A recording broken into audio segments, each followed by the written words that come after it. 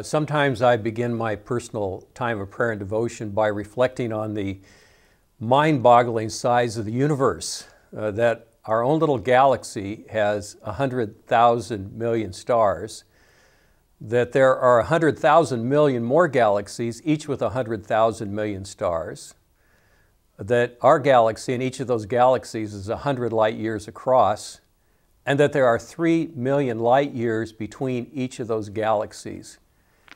Absolutely phenomenal and mind-boggling and amazing. The opening line of the Old Testament, Genesis 1:1, says, "In the beginning, God created the heavens and the earth." Now, when it juxtaposes two words, heavens and earth, two opposites, it means that He created everything. So you can really read that, in the beginning, God created the cosmos. And then He said it was good, but He even said more than that. He said it was very good. Now, when we come to the New Testament and the fuller revelation of Jesus Christ, we learn that the cosmos is created by Christ Himself. So the opening line of the Gospel of John says, "In the beginning was the Word, and the Word was with God, and the Word was God." He was in the beginning with God, and without Him was not anything made that was made.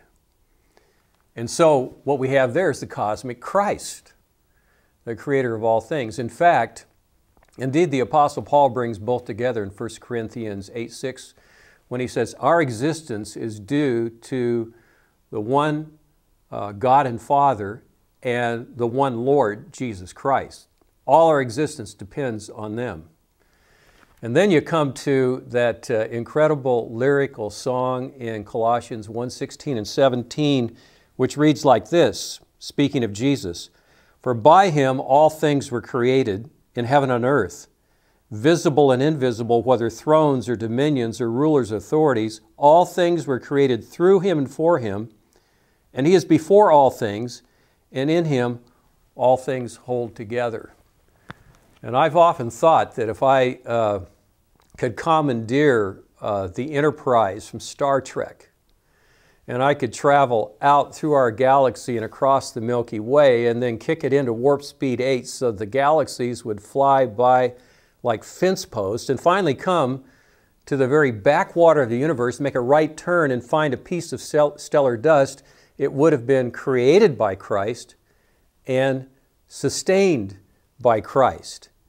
Everything is made by Christ. The fires of Arcturus, the fires that light a firefly, all textures, all shape, things in heaven, things on earth, things under the earth, things under the sea, everything is created and sustained by Him. And that means that as He's the creator of all things, it's under His loving, benevolent care.